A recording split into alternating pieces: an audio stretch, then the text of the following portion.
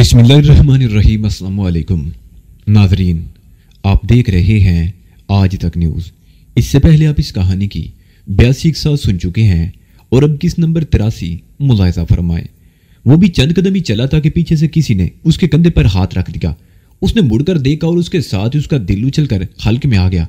वो मदंग police station का in charge inspector Usman था। शाहरुख को सीने में अपना सांस रुकता हुआ महसूस हुआ। उसने इधर उधर देखा। इंस्पेक्टर उस्मान अकेला था और वो सादा लिबास में था, जिसका मतलब था कि वो ड्यूटी पर नहीं था। लेकिन शाहरुख अच्छी तरह जानता था कि ड्यूटी पर ना होने के बावजूद पुलिस वाला ड्यूटी पर ही होता है। घबराओ नहीं शाहरुख, इंस्पेक्टर उस्मान ने मुस्कुराते हुए कहा।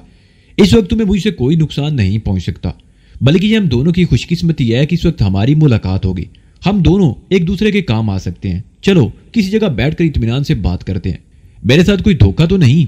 क्यों घबराते हो यार? इंस्पेक्टर उस्मान ने उसकी बात काट दी। आओ उधर सुकून से बैठकर रेस्टोरेंट में बात करते हैं, वहीं चलकर। शाहरुख खामोशी से उसके साथ चल पड़ा। इंस्पेक्टर उस्मान की बातों से अंदाजा हो रहा था कि वो खुद भी किसी परेशानी का शिकार है, और ये तो बहरहाल शाहरुख ने तय कर लिया था कि अगर उसके साथ किसी किस्म का धोखा हुआ तो वो आसानी से पुलिस के हाथ नहीं आएगा। उसके पास वो खौफनाक पिस्तौल मौजूद था, जिसकी गोली लगने के बाद कोई जिंदा नहीं रह सकता था। वो सड़क पार करके दूसरी तरफ आ गए। यहाँ सड़क से हटकर वसीउ अरीज लान था, जिसके साथ साथ चंद खूबसूरत जनरल स्टोर्स थे और एक एयर कंडीशन रेस्टोरेंट भी था। वो दोनों रेस्टोरेंट में दाखिल हो गए। हाल खासा वसीउ अरीज था। इतराब में छोटे छोटे कैबिन बने हुए थे। शाम के बाद तो यहाँ बैठने की जगह नहीं मिलती थी, लेकिन इस वक्त इक्का दुक्का ही गाहक बैठे हुए थे। मैनेजर इंस्पेक्टर उस्मान को देखकर फौरन ही आगे बढ़ा और दोनों हाथ मिलाने के बाद एक मेज की तरफ उनकी रहनुमाई करने लगा। लेकिन इंस्पेक्टर उस्मान ने बैठने के लिए कोने वाली एक कैबिन का इंतखाब किया। रशीद साहब, चाय भिजवा दें, इंस्पेक्टर उस्मान ने मैनेजर की तरफ देखते हुए कहा, जो कैबिन तक उनके साथ आया था। मैनेजर रशीद सर हिलाता हुआ चला गया। चंद मिनट बाद वेटर ने उनके सामने चाय रख दी। इंस्पेक्टर उस्मान ने चाय बनाकर एक कप शाहरुख की तरफ बढ़ा दिया और दूसरा अपने सामने सिरका लिया। सुना था तुम अफगानिस्तान गए हुए थे, इंस्पेक्टर उस्मान चाय की चुस्की लेते हुए बोला। मुझे आज सुबह तुम्हारी धमाका खेज वापसी का पता चला है। धमाका खेज वापसी? समझा नहीं। शाहरुख ने उलझी हुई नजरों से उसकी तरफ देखा। कल यहाँ आते ही तुमने जो कुछ भी किया है उसे धमाका खेज ही कहा जाएगा। इंस्पेक्टर बोला। मैं अब भी नहीं समझा। शाहरुख बोला। मैंने तो कुछ भी नहीं किया। देखो शाहरुख, इंस्पेक्टर उस्मान उसके चेहरे पर नजरें जमाते हुए बोला। मैं इस वक्त एक पुलिस ऑफिसर नहीं, दोस्त की हैसियत से तुमसे बात कर रहा हूं, इसलिए मुझसे कुछ छुपाने की जरूरत नहीं। बखुदा तुम्हारी बात का मतलब मैं अब भी नहीं समझा, शाहरुख ने जवाब दिया। मैंने तो कुछ भी नहीं किया, अलबत्ता एक मेहरबान ने मुझे किसी चक्कर में फंसाने की कोशिश की थी। ओह, इंस्पेक्टर उस्मान के मुंह से बेइख्तियार गहरा सांस निकल गया। तो इसका मतलब है कि तुमने आज का अखबार नहीं पढ़ा? नहीं, शाहरुख ने नफी में सर हिला दिया। जीजा कौन है? इंस्पेक्टर ने उसके चेहरे पर नजरें जमा दी। ओह, इस मर्तबा शाहरुख के मुंह से गहरा सांस निकल गया। अब तुम्हारी बात मेरी समझ में आ रही है। अभी मैंने तुम्हें बताया ना कि किसी मेहरबान ने मुझे किसी चक्कर में फंसाने की कोशिश की थी। मैं तुम्हें तफसील से बताता हूँ। वो चंद लम्हे खामोश हुआ, फिर बात जारी रखते हुए कहने लगा। जीजे से मेरी मुलाकात चंद रोज पहले जंग में हुई थी। वो पहले हीरोइन फरोशी का धंधा करता था, फिर गायब हो गया, लेकिन तुम्हारी बरादरी के लोग उसे तंग करते रहे। इसी दौरान उसका बेटा सैरो तफरी के लिए क्वेटा गया था, जहां वो कत्ल के एक केस में फंस गया था। जीजे के पास इतने पैसे भी नहीं थे कि वो क्वेटा जाकर बेटे की जमानत करवा सके और उसका केस लड़ने के लिए किसी वकील की खिदमत हासिल कर सके। मैं उसे अपने साथ लाहौर ले आया। उसे कुछ रकम देकर क्वेटा भेजना चाहता था। कल रात उस मकान में अकेला था और मेरा ख्याल है दिन में किस वक्त हाजी के आदमियों की नजरों में आ गया। उन्होंने रात को उसे कत्ल कर दिया और हाजी ने एक खत के जरिए मुझे धमकी दी है कि मैं 3 दिन के अंदर अंदर ये शहर छोड़ दूं, वरना वो मुझे भी जीजे की तरह मौत के घाट उतार देगा। कल रात भी हाजी ने मुझे जीजे के कत्ल के इल्जाम में फंसाने की कोशिश की थी। अगर मुझे उस मकान से निकलने में 1 मिनट की भी ताखीर हो जाती तो पुलिस ने मुझे धर लिया होता। मैं जैसे ही उस मकान से निकला था उसी वक्त वहां पुलिस पहुंच गई। अगर तुम्हें मेरी बात का यकीन नहीं आ रहा तो अब सारी बात मेरी समझ में आ रही है। इंस्पेक्टर उस्मान ने उसकी बात काट दी। अखबार में क्या लिखा है? शाहरुख ने पूछा। यही कि तुम तवील अरसे से रोपोश थे और दोबारा इसी शहर में आते ही तुमने कत्लो गारत शुरू कर दिया। जीजा तुम्हारा एजेंट था, वो पुलिस को तुम्हारे बारे में इतला देना चाहता था, लेकिन तुमने उसे कत्ल कर दिया वगैरह, इंस्पेक्टर उस्मान ने कहा।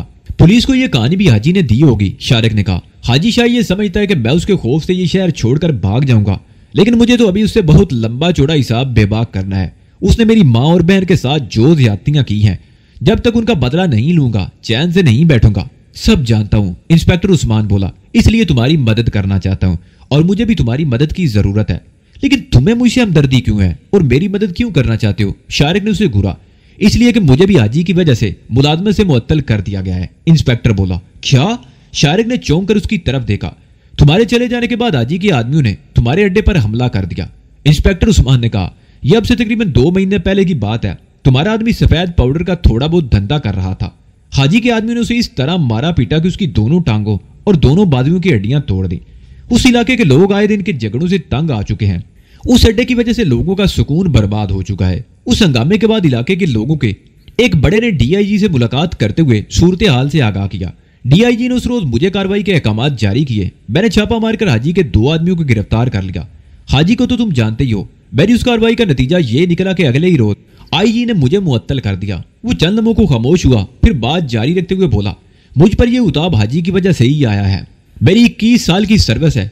मुझसे छोटी मोटी बदनुमानियां सिर्फ होती रही हैं। रिश्वत भी लेता रहूं, लेकिन मजबूरी तौर पर मेरा रिकॉर्ड बहुत अच्छा है। उसके बावजूद एक आदमी के इशारे पर मुझे मुलाजमत से बरतरफ कर दिया गया।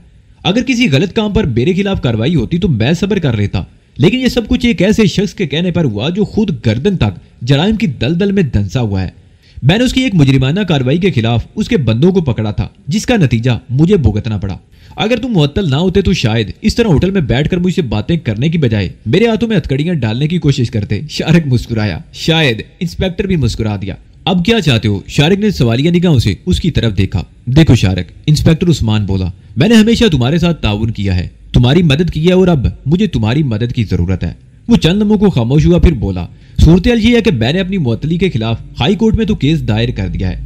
अपनी सर्विस बहाल कराने के लिए हर किस्म की कानूनी मदद हासिल करने की कोशिश करूंगा, लेकिन मैं हाजी के खिलाफ भी कुछ करना चाहता हूँ और ज़ाहिर है वो सब कुछ गैर कानूनी होगा और उसके लिए मुझे तुम्हारी मदद की जरूरत है।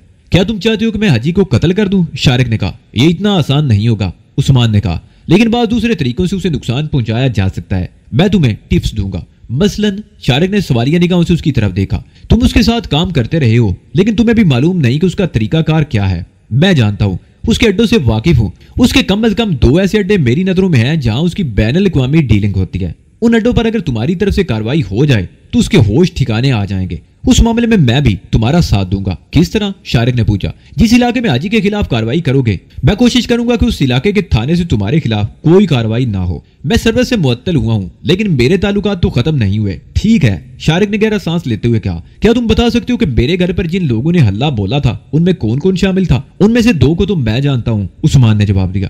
एक शेरा टिंडर है, बागबानपुरे का रहने वाला। शेरा टिंडर? शारिक बोला, यह नाम तो मैंने पहली मर्तबा सुना है। थोड़े अरसे पहले बागबानपुरे आया है, उस्मान ने कहा। यह बुनियादी तौर पर जेब तराश है। कई साल पहले अनारकली के इलाके में वारदातें करता था। कई मर्तबा पकड़ा भी गया, फिर न जाने किस तरह सऊदी अरब चला गया। वहां भी अपनी हरकतों से बाज नहीं आया। एक मौके पर जेब काटते हुए रंगे हाथों पकड़ा गया। सऊदी कानून के मुताबिक उसकी 2 उंगलियां काट दी गई और मुल्क से निकाल दिया गया। यहाँ अगर कुछ अरसा दुबका बैठा रहा, फिर इसने बदमाशी शुरू कर दी और इन दिनों हाजी के लिए काम कर रहा है और बागबानपुरा में कदम जमाने की कोशिश कर रहा है। हाजी की पुष्टपनाही की वजह से छोटे मोटे बदमाश तो उसे दब गए हैं, लेकिन बाद बड़े बदमाशों की कोशिश है कि वो वहां अपने कदम ना जमाने पाए। उनमें झड़पें होती रहती हैं। और दूसरा, वो एक लम्हे को खामोश हुआ, फिर बोला, दूसरा मुनव्वर है। ये समनाबाद में रहता है। समनाबाद मोड़ से यतीम खाने के बोर्ड तक का इलाका इसका है। अपने आप को बहुत बड़ा बदमाश समझता है, भत्ते वसूल करता है। उसने अपना एक छोटा सा गिरोह भी बना रखा है। आमतौर पर समनाबाद मोड़ पर रहता है। ये हाजी का रिश्ते में भाई भी होता है। ठीक है, शारिक ने कहा, मैं 2-3 दिन तो अपने जाती कामों में मसरूफ हूँ, लेकिन तुमसे कहाँ राब्ता होगा? मेरा फोन नंबर ले लो, जब भी जरूरत हो मुझे फोन कर लेना।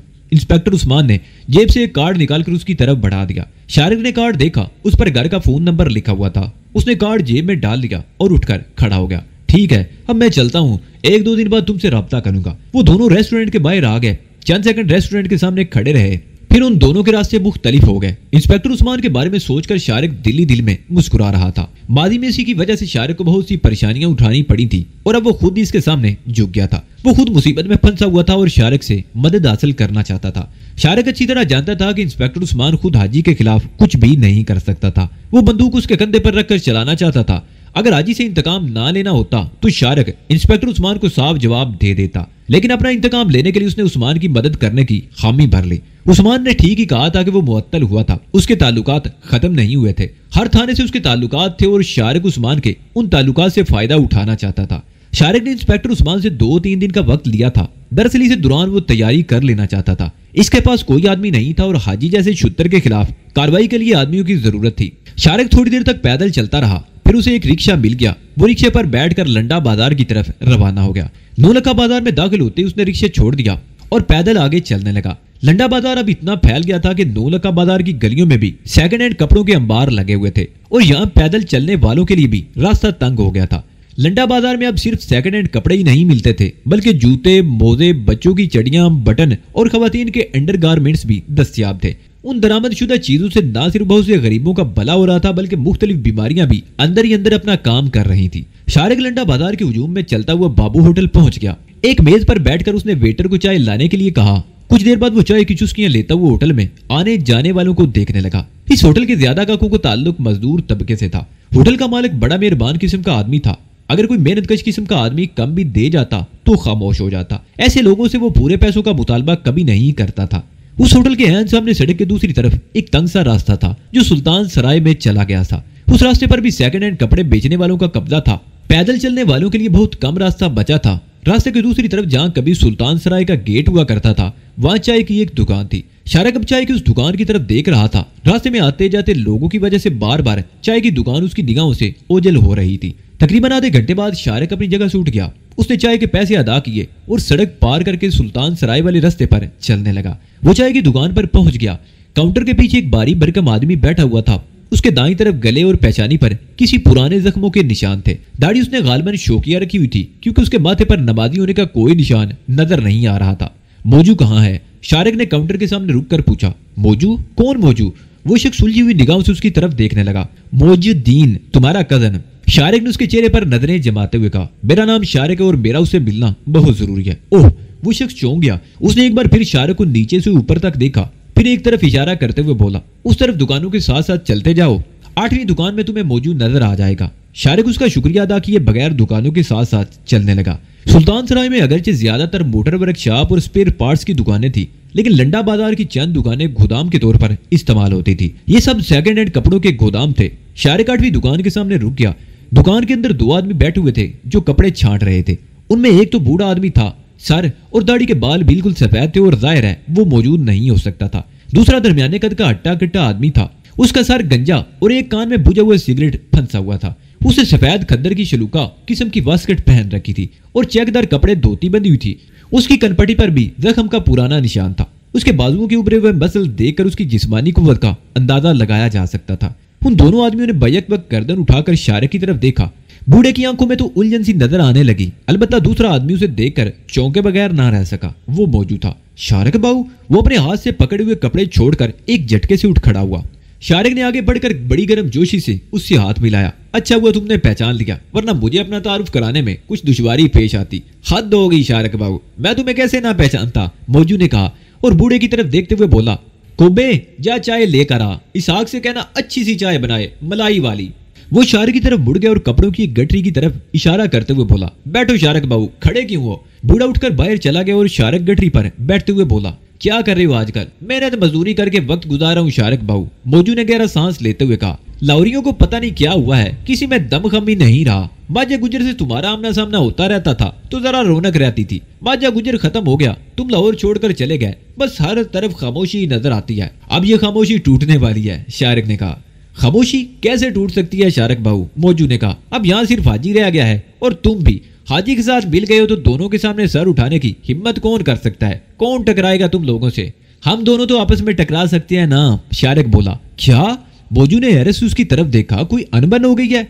ऐसे ही समझ लो, शारिक ने जवाब दिया। बस तो ठीक है शारिक बाबू, मौजू मुस्कुराते हुए बोला। मेरे पास एक अड्डा है, सोने की कान है, 2-2.5 किलो सफेद पाउडर तो दिन में यूं निकल जाएगा। वो चुटकी बजाने लगा।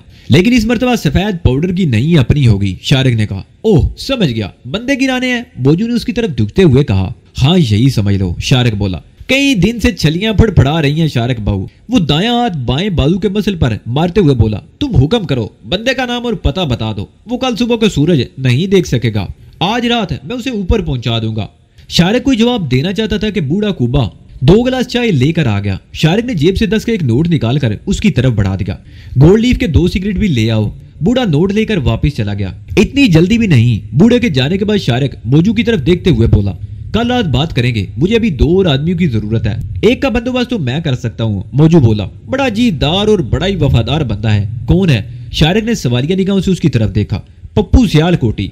शायद दरे में रहता है, मोजू ने जवाब दिया।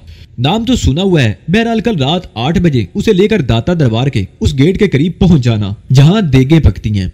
लेकिन पप्पू को समझा देना कि कीमत वफादारी की होगी, गद्दारी की सूरत में मैं खुद उसे गोली मारने से भी दरेग नहीं करूंगा। हद हो गई शारक बाबू, मोजू बोला। मेरा बंदा और तुमसे गद्दारी, ये तो वो सोच भी नहीं सकता। बड़ा वफादार है, कुत्ते की तरह। मुझे ऐसे ही आदमियों की जरूरत है, शारक ने कहा और फिर पतलून की जेब से नोटों की एक गड्डी निकालकर उसकी तरफ बढ़ाते हुए बोला, ये 10,000 हैं, 5,000 अपने पास रख लेना और 5 पप्पू को दे देना, खर्चे पानी के लिए, बाद में हिसाब कर लेंगे। क्या हिसाब बाऊ? मोजू ने नोटों की गड्डी चलूके के किसी अंदरूनी जेब में रखते हुए कहा, हमें तुमसे पैसों का लालच तो नहीं है ना, तुम तो बस सिर्फ हुक्म कर दिया करो। ठीक है, शारिक ने बूढ़े कुब्बे को आते देखकर कहा। कल रात 8 बजे दाता दरबार के सामने मोजू ने गर्दन हिला दी और गिलास उठाकर चाय का घूंट भरने लगा। शारिक भी चाय की चुस्कियां लेने लगा। कुब्बे ने 2 सिगरेट शारिक की तरफ बढ़ा दिए। शारिक ने दोनों सिगरेट मोजू के सामने डाल दिए। मैं तो सिगरेट नहीं पीता, तुम्हारे लिए मंगवाए हैं। सिगरेट तो मैं भी नहीं पीता। मोजू ने दोनों सिगरेट उठाकर बूढ़े कुब्बे को दे दिए। लो ऐश करो, आज गोल्ड लीफ ही पियो। चाय पीने के बाद शारिक ज्यादा देर नहीं रुका। वो सुल्तान सराय से निकलकर लंडा बाजार से गुजरता हुआ दिल्ली दरवाजे के सामने निकल आया और फिर दफअतन उसे याद आ गया कि उसने अभी तक समीना और मां जी को फोन नहीं किया। हालांकि उसने तफील से कहा था कि वो दोपहर से पहले पहुंच जाएंगी। इस वक्त 2 बज रहे थे। उसने दिल्ली दरवाजे के ऐन सामने एक होटल से समीना को फोन किया। पहले समीना से बात की, फिर मां जी से बात करते हुए कहने लगा, आप तीनों अभी घर से रवाना हो जाएं। 1-2 जोड़े कपड़ों के अलावा कोई चीज साथ ले जाने की जरूरत नहीं, सामान बाद में पहुंच जाएगा। मैंने समीना को बंगले का पता समझा दिया है, आप लोग आसानी से वहां पहुंच जाएंगी। बुर्का या चादर ओढ़कर घर से निकले। हाँ, मैं रात का खाना आप लोगों के साथ ही खाऊंगा। जी हाँ, खुदा हाफिज। फोन का रिसीवर रखते हुए शारिक ने काउंटर की गद्दी पर बैठे हुए पहलवान नुमा आदमी की तरफ देखा। वो काकू से पैसे लेने में मसरूफ था। शारिक काउंटर के सामने से हटकर एक मेज पर बैठ गया। उस मेज पर सिर्फ एक ही कुर्सी खाली थी। पहलवान के उस होटल में मुर्ग पुलाव के सिवा और कुछ नहीं था। शारिक ने एक प्लेट मंगवा ली और इत्मीनान से खाने लगा। पुलाव वाकई ही मजेदार था। उसने बड़ी रगबत से खाया। खाना खाने के बाद वो होटल से निकला और दिल्ली दरवाजे में दाखिल हो गया और तंग से डब्बी बाजार से होता हुआ सराफा के चौक पर निकल आया और वहां से उसने वो रास्ता इख्तियार किया जो हीरा मंडी की तरफ चला गया था। यह रास्ता अगरचे खासा तवील था, लेकिन वो जानबूझकर पैदल आया था। हीरा मंडी के इलाके में पहुंचकर वो एक तंग सी तिरछी गली में मुड़ गया। बाद मकानों से तबले की थाप और घुंघरू की जिनकार सुनाई दे रही थी। ये रकासाएं गालबन रात के प्रोग्रामों के लिए रिहर्सल कर रही थी। शारिक एक मकान के दरवाजे में दाखिल होकर तंग सी सीढ़ियों पर चढ़ने लगा। दिन होने के बावजूद सीढ़ियों पर अंधेरा था। तीसरी मंजिल के दरवाजे के सामने वो रुक गया और दस्तक देकर दरवाजा खुलने का इंतजार करने लगा। दरवाजा एक बुढ़िया ने खोला था। उसकी उम्र 60 के लगभग रही होगी। चेहरे पर मकड़ी का जाल सा भुना हुआ था। बाल बर्फ की तरह सफेद थे। वो दुबली पतली सी औरत थी। उसे देखकर अंदाजा लगाया जा सकता था कि जवानी में बेहद हसीन रही होगी। उसके नाक पर मोटे अल्सों वाली ऐनक लगी हुई थी। फ्रेम की डंडी टूटी हुई थी। उसकी जगह धागा बंधा हुआ था जो कान पर लिपटा हुआ था। शारिक दरवाजा खोलते उसे एक तरफ हटाता हुआ अंदर दाखिल हो गया। जफरी कहाँ है? शारिक ने औरत की तरफ देखते हुए पूछा। अंदर सो रहा है। तुम कौन हो? औरत ने नाक पर ऐनक दुरुस्त करते हुए उसकी तरफ देखा। मैं उसका दोस्त हूँ, उसे जगा दो, बहुत जरूरी काम है, शारिक बोला। वो थोड़ी देर पहले ही सोया है, मैं उसे नहीं जगा सकती, तुम शाम को आ जाना, औरत ने जवाब दिया। शारिक अपनी जगह पर खड़ा इधर उधर देखने लगा। यह कमरा तकरीबन 15 फुट लंबा था। उसके एक तरफ आतिशदान बना हुआ था जिसके सामने बर्तन बिखरे हुए थे। आतिशदान के करीब ही एक खिड़की भी थी। खुली हुई खिड़की से तेज रोशनी अंदर आ रही थी। दूसरी दीवार के साथ एक चारपाई बिछी हुई थी। उस कमरे से आगे 2 कमरे और थे। एक का दरवाजा खुला हुआ था और दूसरा बंद। शारिक ने पहले आगे बढ़कर खुले हुए दरवाजे में झांका। वहां कोई नहीं था। वो दूसरे दरवाजे की तरफ मुतवज्जो हो गया। उसने आगे बढ़कर दरवाजे को हल्का सा धक्का दिया। दरवाजा खुल गया। शारिक अंदर दाखिल हो गया, लेकिन दूसरा कदम उठाते ही उसे रुक जाना पड़ा। कमरे में दाईं तरफ पलंग पर एक औरत और एक मर्द लेटे हुए थे। मर्द के जिस्म पर बुनियान और धोती थी, जबकि औरत ने भी बराए नाम ही लिबास पहन रखा था। मर्द की आंखें बंद थी, अलबत्ता औरत जाग रही थी और उसने शारिक को देख लिया था। वो एक झटके से अलग हो गई। उसने एक चादर भी अपने ऊपर खींच ली। जफरी से कहो मैं साथ वाले कमरे में इंतजार कर रहा हूँ, शारिक ने औरत की तरफ देखते हुए कहा और उस कमरे से निकलकर दूसरे कमरे में घुस गया और एक कुर्सी पर बैठ गया। जफरी वाकई गहरी नींद सोया हुआ था, क्योंकि शारिक की आवाज सुनकर भी उसकी आंख नहीं खुली थी। शारिक कुर्सी पर बैठा खिड़की से बाहर देख रहा था। गली के दूसरी तरफ वाकई मकान की खिड़की में 2 औरतें नीचे गली में खड़े हुए किसी शख्स से चीख चीख कर बातें कर रही थी।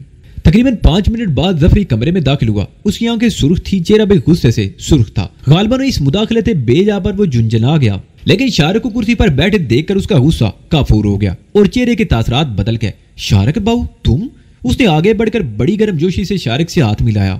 کہاں غائب ہو گئے تھے؟ 3-4 مہینوں سے تمہارے بارے میں کچھ سنا ہی نہیں۔ میں ملک سے باہر گیا ہوا تھا، شارق نے جواب دیا۔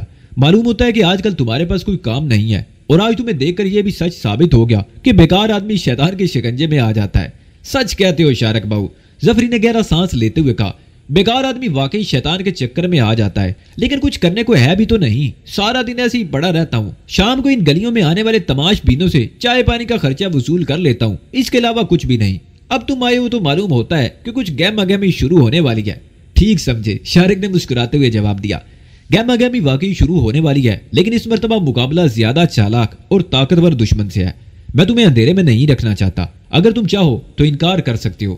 اس شہر میں تم سے زیادہ طاقتور کون ہوگا شارق بہو؟ ظفری بولا۔ حاجی، شارق نے مختصر سا جواب دیا۔ حاجی؟ ظفری کے لہجے میں حیرت تھی، مگر وہ تو تمہارا دوست پہلے تھا۔ شارق نے اس کی بات کاٹ دی۔ اب وہ میرا دشمن نمبر 1 ہے، مجھے سب سے پہلے اسے ختم کرنا ہے یا خود مٹ جانا ہے۔ تمہیں کچھ کیوں ہو شارق بہو؟ ظفری جلدی سے بولا۔ ہم تمہارے دشمنوں کو مٹی میں ملا دیں گے۔ تو پھر ٹھیک ہے، شارق بولا۔ کل رات 8 بجے داتا دربار پہنچ جانا، میں تمہارا انتظار کروں گا۔ پروگرام کیا ہے؟ ظفری نے سوالیہ نگاہوں سے اس کی طرف دیکھا۔ میری عدم موجودگی میں حاجی نے میرے گھر والوں کے ساتھ بڑی زیادتی کی ہے۔ اس نے میری ماں اور بہن کو گھر سے نکال کر مکان پر نہ صرف قبضہ کر لیا بلکہ اسے فروخت بھی کر دیا۔ میری ماں بہن اور میرے دوست کو قتل کی دھمکیاں دی۔ راجا کی ہڈیاں توڑ کر اسے ہاسپٹل پہنچا دیا گیا۔ اس کا خیال تھا کہ میں افغانستان سے زندہ واپس نہیں آؤں گا اور وہ میرے بعد جو چاہے کر سکتا ہے۔ اس نے مجھے جان سے مارنے کا پورا بندوبست کر لیا تھا، لیکن وہ یہ بھول گیا تھا کہ بچانے والا مارنے والے سے زیادہ طاقتور ہے۔ اب میں واپس آ گیا ہوں۔ حاجی، ایسا بھی غیرت ہے؟ ظفری بولا۔ فکر نہ کرو شارق بہو، تمہاری ماں بہن ہماری ماں بہن ہے، ان کی بے عزتی کا بدلہ ہم لیں گے۔ تم بتاؤ کرنا کیا ہے؟ جو کچھ کرنا ہے وہ میں نے سوچ لیا ہے، شارق بولا۔ پروگرام فائنل کر کے کل ہی بتاؤں گا، تم ابھی حکم کرو۔ کہو تو ابھی جا کر حاجی کو گولی مار دوں، ظفری بولا۔ تم جانتے ہو کہ شارق سوچے سمجھے بغیر کوئی قدم نہیں اٹھاتا، شارق نے کہا۔ ابھی ہم حاجی پر براہ راست ہاتھ نہیں ڈالیں گے، پہلے اس کے چند خاص آدمیوں کا بندوبست کرنا ہے، اس کے بعد حاجی کو پکڑیں گے۔ بات تو عقل مندی کی ہے، ظفری بولا، لیکن ٹھہرو، پہلے میں چائے منگواتا ہوں، پھر آرام سے بات کریں گے۔ اس نے وہیں بیٹھے بیٹھے کسی عورت کا نام لے کر آواز دی۔ دوسرے علاقے میں وہ عورت دروازے میں نمودار ہوئی جسے شارق نے ظفری کے ساتھ لیٹے ہوئے دیکھا تھا۔ اس کے چہرے پر شرم و حیا نام کی کوئی چیز نہیں تھی۔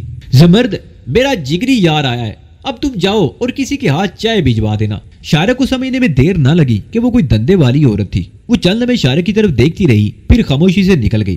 شارق بہو، تم بہت تھکے ہوئے لگتے ہو، تھوڑا آرام کر لو۔